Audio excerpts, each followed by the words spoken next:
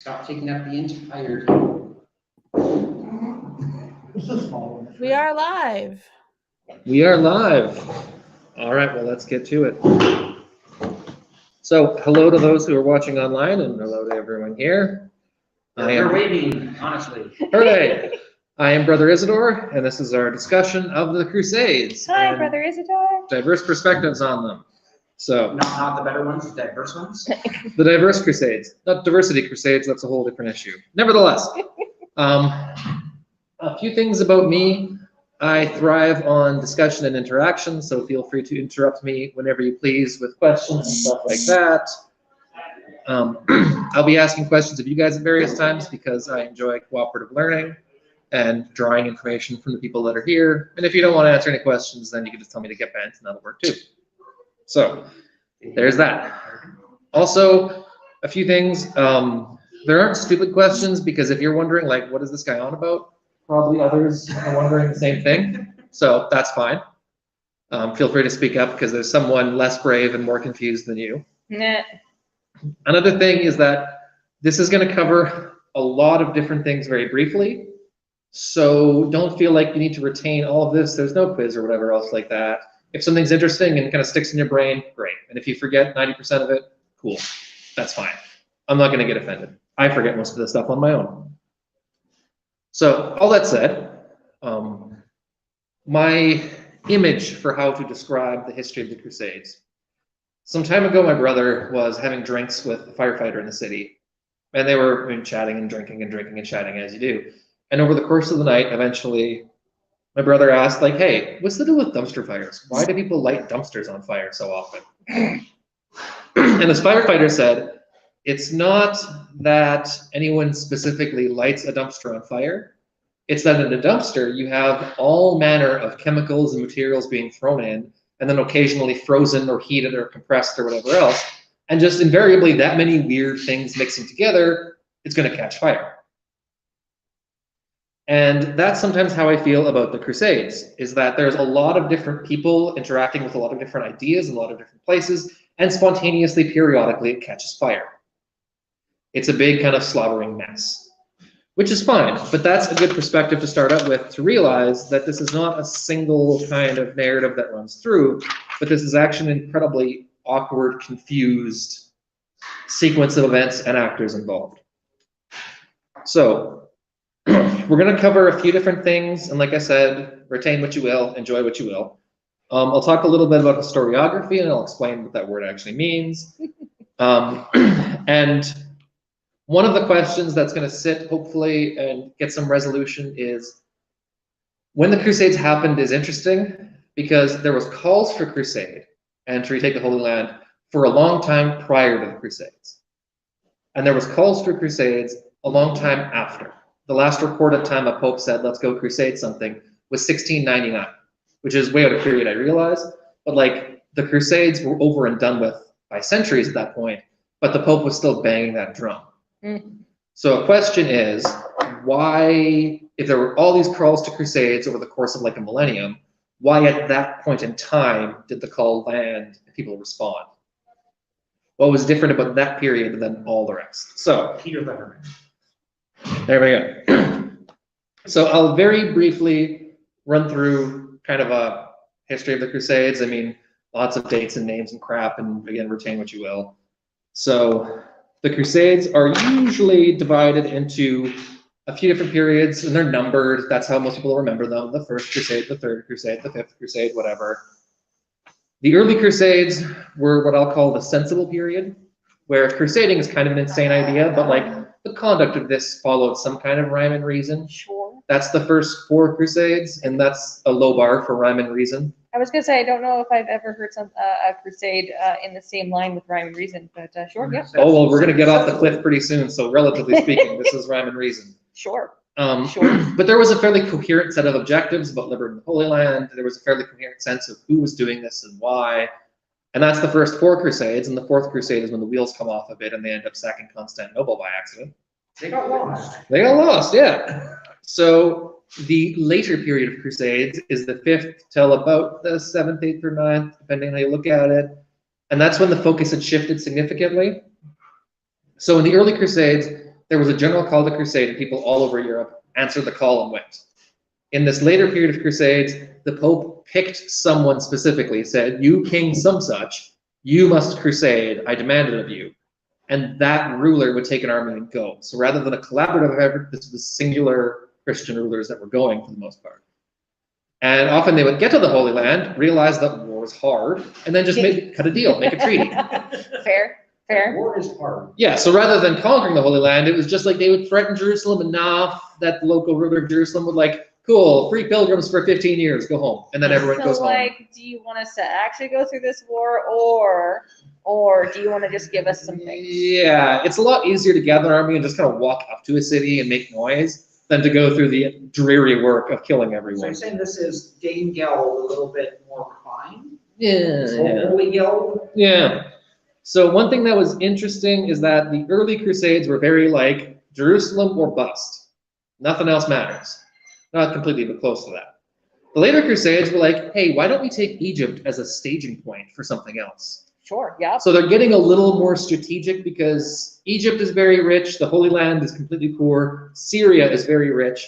So if you're in the Holy Land but not in the other two, they can pound on you very hard. But if you take the rich places, then you have kind of a power base. Right, right. So the Crusaders kind of wisened up over the course of the first 100 years to like, okay, we can do this more clever.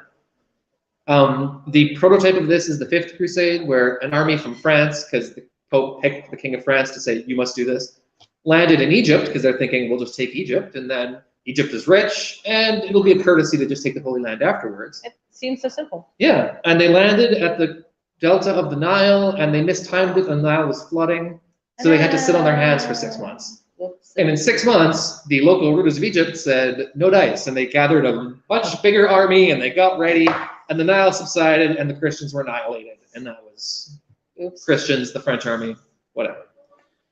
After that is what I'll call, if there's the sensible period and the like coming off the rails period, after that is like the really weird, I don't even know what we're doing anymore period of the Crusades. So this is the jump the shark. It is holy war vaguely for anything. That you get like the Albigensian crusade in southern France. The Teutonic Knights gave up on the Holy Land and started crusading in the Baltics, and that's where Lithuania comes from. There was crusades, so to speak, in Spain, even though the Reconquista had been going on for like hundreds of years at that point. So like the word crusade loses almost all specific meaning. It just vaguely means Christians are doing something. And that's when the crusades, like, they're not even distinctly numbered. Like the 7th crusade kind of exists. The 8th is sometimes considered part of the 7th. The 9th is debated. Like everything breaks down, and then it's just this haze of like general religious violence that's going on. Sounds good. And then generic religious violence. Okay. Yeah, so that is a rough look at the Crusades. And as I said, there was calls to crusade earlier. Part of it was the catalyst to the Crusades when they like took off with the intensity to get numbered, was that the Byzantines, who were kind of between like the Muslim areas, I'll reverse it so that the map makes sense. The Muslim areas in the Middle East and Levant versus like Constantinople, Anatolia versus the rest of Europe. The Byzantines said like, hey, we're getting wailed on, we need some help, so why don't you come down here, and as a bonus, you can get Jerusalem. And the irony is that the Seljuk Sultanate is the one who was wrecking the Byzantines. So the Byzantines asked for help. Well, by the time help arrived, the Seljuk Sultanate had already split into multiple kingdoms. And the Seljuk kingdom that owned the Holy Land was not the same one as the one that was in Anatolia. So the Christians like waved at the actual Byzantine problem and then just sidestepped it and went to the Holy Land. Oops. So the Byzantines got not a lot of help. And the Crusaders got what they were after, which was not the same thing as the Byzantines were after, because again, this is a mess. I was gonna say that sounds right. Yeah, everyone's kind of on their own mentality here. So that is a quick run What through. we heard was if we come down to Jerusalem, we get Jerusalem. Yeah, Jerusalem was the selling point. So, all that said, we'll take a look at the Crusades through some different schools of thought. One of the most common approaches to history is often called the great man theory. That what drives history is a chain of events done by great men, it's almost always men, and certain persons and certain dates are the key markers of history. So the Crusades started because of Peter the Hermit and Innocent the whatever, and Urban the Second, yeah. that key persons were why the Crusades started. So when you ask kind of what is history, it is the actions of great leaders, typically is how this is constructed. Leader did X in whatever X year. And that is an approach, but we are going to move outside of that approach and consider some alternative views on how this is taking place. So this great man theory was the majority view of historians for a long time. This is how history was done. In academic circles, they're kind of moving out of it, and depending on how you feel about history, that may or may not be the best account of events. So we're going to migrate out of that, but it's worth recognizing that approach to history is one of the most common, and that's what a lot of us kind of were started with, persons and dates and events and this kind of stuff. So an alternative to that great man theory, if you listen to Dan Carlin at all, he calls it the trends and forces theory. And in the trends and forces theory, rather than individuals being the drivers of history, individuals are just responses of the larger trends in society. That larger things are slowly at work, and then when those trends intersect properly, they just cough up an individual who will fill the role that suits the circumstance. One way to see the perspective on this is that, to take a more modern example, some people say Donald Trump changed American politics. Others say American politics were changing, and because of those changes, someone like Donald Trump would have been coughed up by the system, and Donald Trump just happens to be the guy that was coughed up. That, does the person drive the events, or do the events drive the person? Is the individual the fruit of the circumstances, or does the individual create the circumstances? Now, life is usually somewhere in the middle, but the trends and forces theory, yeah, it says that these things are kind of coming together, and then the individual person who gets coughed up by these circumstances isn't as important as the trends themselves. So by trends and forces, what we often mean is kind of like cultural changes, economic changes, technological changes, sometimes climate changes. Because I mean, climate change is the thing, but even climate has changed in subtle, non-apocalyptic ways through history. No comment on the current circumstances. And that does change things. So a couple of things that were happening around the time of the Crusades that start to touch at this question of why then and not some other time. Part of it is sometimes described as surplus elites, that the population isn't changing very much, but the amount of nobles is kind of multiplying because these nobles are having kids and whatever else. And for a long period of European history, succession happened along what was sometimes called Gavelkind, where a father would spread out their possessions and lands amongst all their sons. And there was a changeover slowly happening, not all at once, from Gavelkind succession to primogeniture, which is the oldest son gets everything, which is really great for monopolizing power. It's really great for keeping lands together. It's really great for creating strong families, except that second son gets the shaft. Nothing for him. His whole persona is the second son. Yep. There we go. And so there's a few responses to the surplus elites. A lot of second sons just getting hammered all day because they got nothing to do. A lot of kind of heir spare, the third boy ends up in the monastery because you got to get him out of the line of succession. Yep, and not make him angry at his brothers. Exactly. So you start getting this problem of having to dump off extra elites rather than spreading all the land out. So you have this class clamoring for something to do. That they are trained in war, they are ready to lead, there's nothing for them to lead, so they're open for opportunity. And the Crusades is when opportunity arises. That's one intersection. Another related one is that Europe was steadily centralizing at this point in time. That rather than the power being majority with all of these local feudal lords of every type, not tons, but more of the power is drifting towards the kings. More of the money is drifting towards the kings. And once the kings have enough bank, then they can kind of finance a big operation like the Crusades. So in the earlier periods, everyone said, hey, let's go take the Holy Land. And the king says, I'm broke. Okay. I got nothing.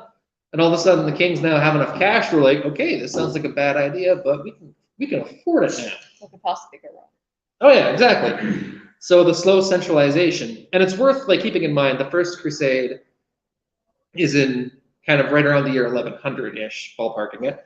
But the Kingdom of France is established in 987.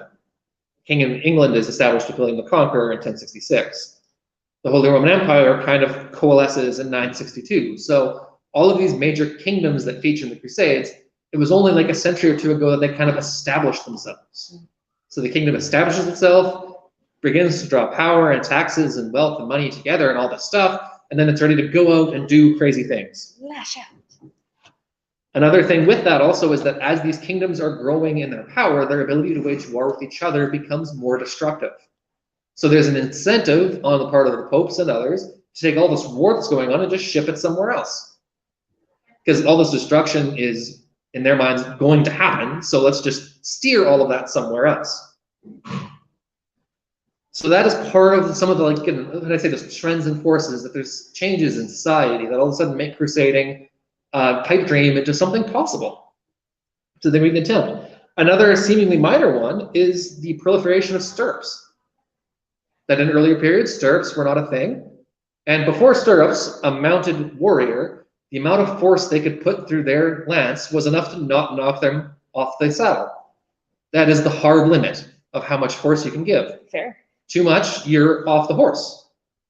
But stirrups are invented in a different part of the world. They're from China. They slowly migrate over. They become more common and widespread. And then once everyone's got stirrups, then the amount of force you can exert in a battle is much, much higher. So the destructive power of a single knight skyrockets. And the styles of warfare orient themselves around this technological change, that rather than having 5 or 10 men at arms, you want like 1 or 2 mounted horsemen. That will do more damage. And it's also lighter on supplies. So taking an army and marching halfway across Europe now is more possible because the amount of destructive power you have relative to the amount of food it takes to sustain that power, that ratio has shifted. So there's things like that where it's worth asking that question of, like, do these factors come from the Crusades? Do they lead to the Crusades? What is that interaction? So again, how are these trends all intersecting at the right moment that the Crusades suddenly become possible? So trends and forces theory is fun, and we're going to move through a couple other theories because you'll see different things, different perspectives, and some of these, I'm sure when you hear it, they're like, oh, that makes sense, that's interesting. And others, you're like, that's crap. So evaluate for yourselves. One theory of history that floats around is called the 4 civilizations theory. That there are 4 great ancient spaces of civilization: China, India, the Middle East, Europe. And generally they stick to themselves. Few forces kind of move between them very much. They flourish when they trade together. And when someone tries to go outside of the natural boundaries of those 4, it collapses on them. So in this light, you'd think of a European army going into the Middle East, again, crossing over this boundary between the natural civilizations. The enterprise is doomed. Too far out, too gone, too different, not going to work. And what actual success for these 4 civilizations comes from trade. So as far as the Crusades disrupted trade, it actually slowed down the progress and interfered with the kind of productive relationships there could have been. So again, the key thing from that kind of theory being, when you cross the natural boundaries with an army, it is doomed.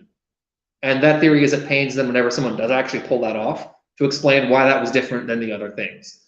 That theory also gets blown up by European sailing later on because they can kind of sidestep the natural boundaries, and then Americas are discovered. So that's one take. And then the looming specter of colonialism. Yeah, then colonialism takes off and we throw those rules out. So another perspective, another way of doing history, comes from ancient China and the concept of dynastic cycles. So for ancient China, it was a very strong, established, centralized state, not something that Europe would know for a long time since. And the purpose of history was for training bureaucrats. That history existed so that people that were maintaining the government and operating the government could have case studies to refer to then apply that knowledge in different events. That was the function of history. So one thing important in Chinese dynastic cycles was called the mandate of heaven. That heaven, vaguely, the divine, appointed certain families to rule at certain times, and when they became decadent or whatever else, they lost the mandate, and naturally they fell away from governance, and the mandate of heaven shifted to a different dynasty that would then take over. Something interesting with that is that if one of those scholars was looking at the Crusades, think about the mandate of heaven, is that I mean, to put the drill down on the Crusades, the ownership of Jerusalem, is that a reflection of divine will? And is it the favor of the divine being extended and withdrawn that leads to Jerusalem changing hands? That would be one perspective if one of these scholars was looking at the Crusades. Another thing is that from this perspective, history is just for teaching. So what are the lessons that would come from this? If a scholar was sitting down with some up-and-coming European noble saying, here's what you need to learn from the Crusades, what would those lessons be? And there's options. One might be, don't go adventuring where you don't belong. What? Because it wastes a lot of money and lives. Wait. How do we decide where I belong, though? Deus Volts. Deus Vult. So another lesson that might be inferred by European royalty and up-and-coming royalty from this is that you can get a lot done by treaty, which you can't otherwise. Kind of like we observed near the beginning, the Crusades shifted from this military dominance to threaten enough to get favorable terms and then go home intact. So that could be a lesson that would be inferred from that.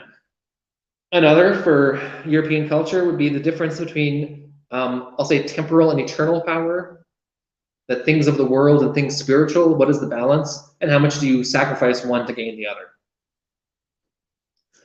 So those are all things that, again, if we took an approach of Chinese dynastic cycles, might come from the Crusades. Another school of history is Marxism. Now, I'm not going to get into the whole nuts and bolts of Marxist historical theory because I find it fun, but time is limited. Come on, talk about the dialectic. Talk about the dialectic. So if you were to reduce Marxism as much as possible, one of the things that comes through is that what drives history is the relationship between elites and the masses. And it is usually a relationship rooted in conflict. And so how does that conflict play out, and how does that drive history? A big part of that is that the conflict between the elites and the masses, their different needs, their different priorities, and their different levels of power, means that there will be contradictions in whatever system is in place. And the friction of that contradiction is what drives a lot of history, and when that friction becomes too much, the system explodes and reforms, and then we have another phase of history begin. That's about right. Yeah, so Marx did a lot about feudalism because he felt that feudalism was a key phase of European history before it exploded and became something else. In the mix of this, if a Marxist historian was looking at the Crusades, I think one of the key lessons they would draw from it, or how they would understand it, is that feudalism was built as a militarized society. That military power, the ability to commit violence on behalf of the state, was the organizing principle of who had what land and how and who was in charge of whom. So it's an inherently violent society.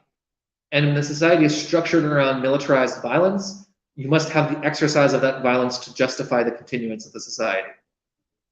So, I mean, that sounds kind of complicated, whatever, forgive me later, but the idea being, for a Marxist historian, feudalism must produce violence. If it doesn't produce sufficient violence, it will cease its own legitimacy and implode.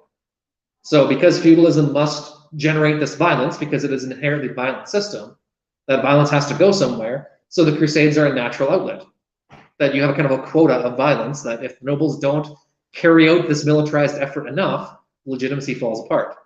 So since they have to fight, that fighting's going to go somewhere, and sometimes it happens in Europe, sometimes Europe goes on vacation.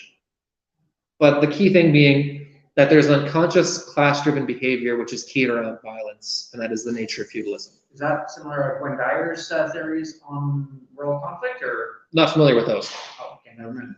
Okay. So, I mean, one thing being the violence of feudalism. If you really want to go deeper into Marxism, and someone can harass me later about this if they want, you can talk about the relationship between production and wealth and elites, and what grain has to do with all that, but that's a different day. Who owns the means of production? Exactly. Another perspective, which I think is an important one to touch on, is how Voltaire and Enlightenment humanists approached history.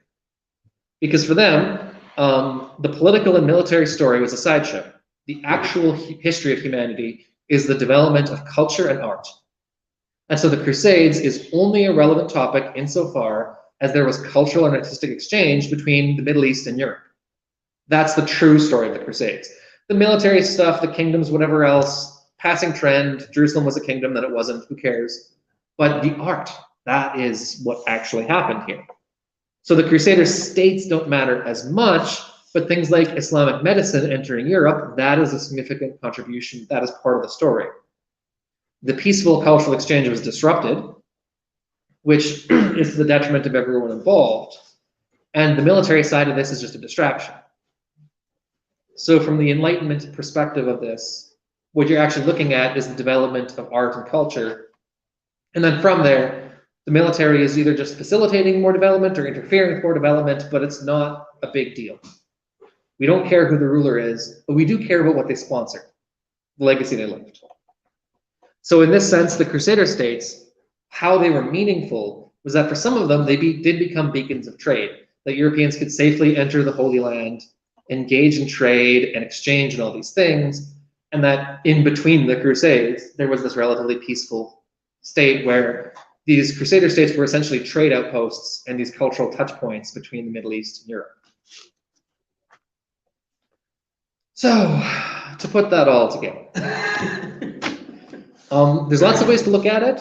And like I said, there's this thing, historiography, that historiography is like how we do history. That history is more than just dates and names and places. What?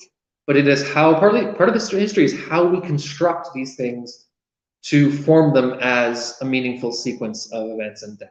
Mm-hmm. So how do we assemble it? How do we choose which details to include and leave out? Yeah.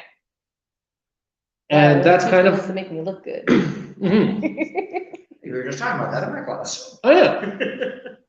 So with all that in mind, I mean, again, take it and leave it of these different perspectives, but I hope it's clear that like there's different ways to construct the story, different ways to view it, and in each light, the Crusades, the significance of them changes a little bit. Yeah. And then each one kind of captures a little bit, but leaves out a different part of the story. And so from that, it's worth asking what drives history. Kind of like I said with that great man theory. Is history the story of individual persons making things happen? Or are there larger trends at work that just cough up the appropriate person when it happens? And kind of Aristotle's key rule, virtue is in the mean, that truth is probably in the middle. So that's my spiel. Yay! Yay, Eleanor! Hooray for me! So I guess, are you not familiar with Wendiger's theories, or you're just not familiar with Wendiger? Not familiar with Wendiger. Oh, okay, so we won't, okay. You probably would really enjoy his books on the World Wars. You got really excited for a second there, didn't you? Sorry? He's a great guy. I had some wonderful chats with him. And he's also like got these like Nobel Prizes or some shit. So Those are fun. no, his theory on the dialectic of history is that every 50 years there is a world war. And he tracks back from 1600s into the modern age. Roughly every 50 years the world explodes.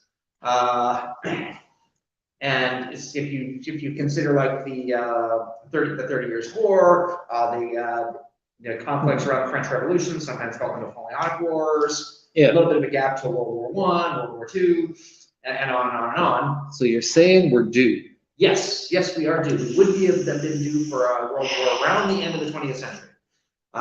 Cool. That's not ominous. If we believe Wendiger, so and his philosophies on human conflict.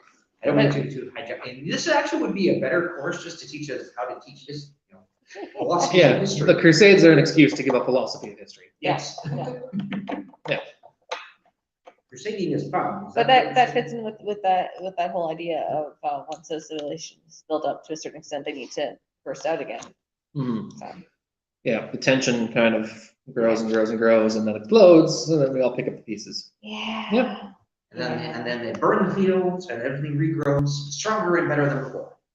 We hope. We hope. I mean, and I think you are right there with some of the Voltairean philosophy, Mm-hmm. in that do the kingdoms of the Holy Land of Outremer really matter? Nobody knows who the hell they are, except a few historians. But almost everybody can benefit from the transfer of Arabic medicine and the training of cultures that happened at that time. Whereas, who cares who was in charge of the city of Acre in 1200? Who knows? Somebody was for sure, but yeah. So that's where I think the humanists are onto something, maybe not the only part of the story, but like it is a persuasive point to say what actually lasts. What do we talk about Well, these days and I from do this agree experience? that great man theory is falling out of fashion. Because there are so many times you see that was the perfect person, but he was in the wrong time. Like that would have been epic if he'd been just like John Stanfield would have been a wonderful prime minister if he hadn't been up against Pierre Trudeau at the time he was. Yeah. So, but yeah, and you see that sort of thing a lot. Mhm. Have you looked at any of the error perspectives yet? I haven't dug into them too deeply. I'm drawing from a lot of my experiences in university, which were, I'll say, lopsided. Very good way of putting it. Very, very diplomatic. Yeah. And so for this class, like I said, I drew a lot from prior learning and did some kind of fill-in research. So I'd be curious about a lot of the error perspectives. The little bits that I've encountered is that it's hard to get anything that isn't read through the current political lens of struggles between the Middle East and the West and the current, like, the experience of colonialism and then the aftermath of colonialism that we're experiencing currently. Because there's a couple interesting details, like there was not a monolithic Muslim world of one country. It was a series of sultans and caliphates and everything else that had different interactions over different periods of time. Kind of like, again, there was a sequence of Christian states and rulers, but this was not one monolithic thing versus another. What? It's very scattered that way. Weird. And so one thing with that is that when you talk about the Muslim world, the Crusades overlaps with a significant point of the Mongol invasions. So if you look at like the Islamic world as a whole and pretend that it's one big monolith, far more territory and lives were lost to the Mongol invasions than to the Crusades. The Crusaders took over Jerusalem and killed a significant but not total portion of the inhabitants. And Jerusalem was like religiously cool, but it wasn't wealthy. It wasn't a center of learning. It was just, I mean, people prayed there. The real money was in Egypt or Syria that had better farmland because grain was still the basis of the economy. On the other hand, if you look at the other side of the Arab world, kind of like by what is now Iran and Iraq, the Mongols came through, they destroyed Baghdad, which was, by some measures, the largest city in the world at the time, and completely obliterated into dust. I mean, Baghdad is a very interesting city, because sometimes when people were going on invasions to Baghdad, sometimes they would bag bomb too. Wow. Whew. Wow. With that, were there any other questions for the stream chat? Yeah, I haven't seen any questions coming off chat. None from the chat, but I meant before the chat gets shut down. On that note, thank you so much for joining us, Brother Isidore. We're going to end the podcast here, and we'll catch up with everyone soon. Awesome. Sounds Bye, good. Gwen. Thank you. Bye, everybody. Bye-bye.